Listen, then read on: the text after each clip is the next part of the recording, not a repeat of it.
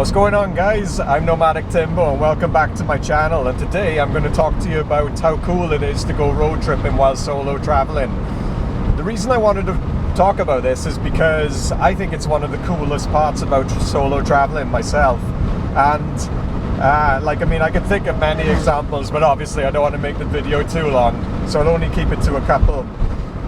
What I'll say is that, well, sorry, I need to keep my eyes on the road because it's quite twisty here, so I need to concentrate. But I just wanted to say that it can work, like whether you're, doing it by yourself or whether you're going as a group. In fact, I'll start off by talking about when you do it as a group. I'll give you a little story. Well, I mean, it's not really a story, but it's like an example of like a time when, I started off the trip by solo traveling in Nicaragua, and I met a lot of nice international people in this one particular hostel that I was staying, and we got on so well. And because we'd already stayed there for a couple of weeks, I think it was, we just thought, wouldn't it be cool if, like, the five of us, I think it was five of us anyway, we all went on, like a road trip across the country. So that's what we ended up doing, and God, it was so much fun, because basically when you're doing it, you have like a little bit of a plan, you have some idea on the areas where you want to go to, but at the same time you keep an open mind. And I find that when you travel with fellow backpackers that you've met on your trip,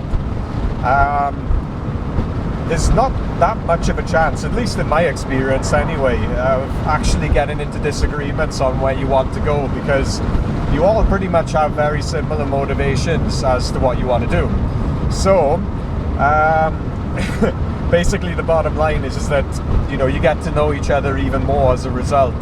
And of course, I encourage people to do solo traveling so many times, but the fact is that there are certain times where you have experiences where you think, yeah, this is really cool, but it would be nice to share it with someone or some people.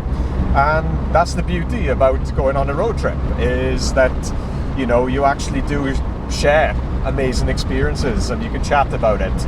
And the other cool thing as well is that if you take it in turns when it comes to driving, then I'd say it probably adds a little bit of extra coolness to it, because you feel as though you've earned it that much more because you've actually driven them. But yeah, you just end up going to places where, say for example, if you were taking a train or a bus, you wouldn't quite have the freedom, for example, and as a result it can be way more limited compared to when you're using your own transport, or where you and your group are using your own transport. So it works out brilliantly that way. And yeah, I've done it in multiple countries, and I've ended up getting to know people so well that we've ended up becoming really close friends as a result. I'm not saying that wouldn't have happened anyway, but I think it kind of increases the chances of that happening. So yeah, just if you get a chance, guys, to actually travel with a group of people that you've met and you seem to gel with, take it for sure. The other point I wanted to make is what it's like doing it by yourself. I mean, admittedly, when I've been going on a road trip by myself, I haven't done it via a car. I've actually done it via a scooter in Sri Lanka, for example, and Southeast Asia, but I'll talk to you about the Sri Lankan trips because I made way more when I was there, because I was there for so much longer. And sorry, let me just concentrate by here.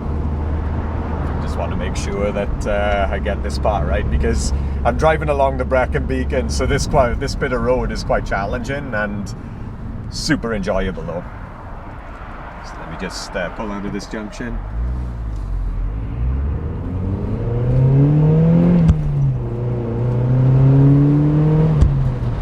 Sorry, I could be a little bit childish because I'm a bit of a motorhead, but anyways, yeah, when you do it by yourself, yeah, it's a slightly different satisfaction compared to when you go road tripping with other people, but it's still just as much fun, but in a different way, and you really feel a sense of accomplishment, particularly excuse me, not that I'm trying to blow my own trumpet, but I felt like doing it in a country like Sri Lanka, I felt that like I was kind of being a little bit brave, because if any of you have been to Sri Lanka and you've driven on the roads, then you kind of know how mental and how crazy it can be sometimes. So the fact that you decide to do it by yourself, I mean, there's a few people who've done it as well as me, and I think I can speak for all of them when they said that it was a great experience, particularly when, you know, you're going through so much variety of roads, like whether it's a straight road or, you know, a long straight road, I should say, where it goes on for kilometers and kilometers. But then, you know, when you go through like windy and twisty roads through the mountains, well, I mean, that's where it's at. I mean, or like coastal roads where again you can get like twisty corners and stuff. Man, it's so cool.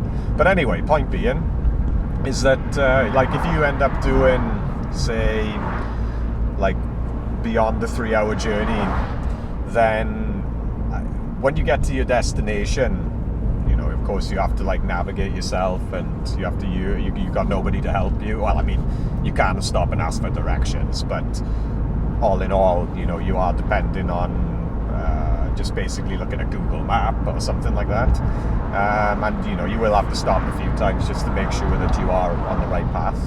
But God, it's so much fun, and as a result, you kind of like really love the challenge of, you know, just making sure that you just get to your destination safely, obviously.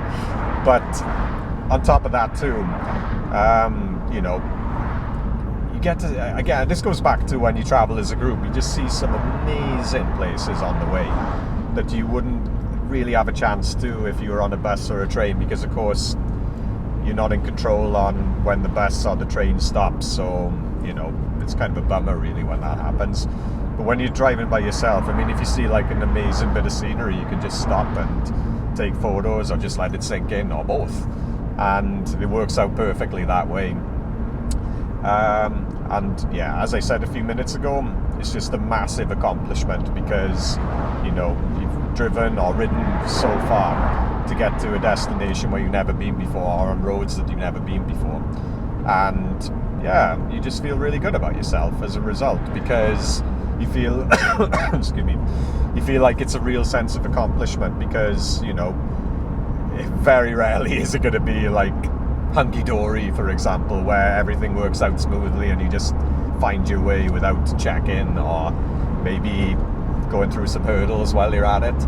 But all in all, guys, it's a wonderful experience, and I think I said this at the beginning of the video, it's actually one of my favorite aspects about traveling, because, well, who doesn't want to let all of the scenery that you see around sink in, because it only adds to your journey, as well as having fun with, you know, your new friends that you made, and the accomplishments that you've made as well at the same time.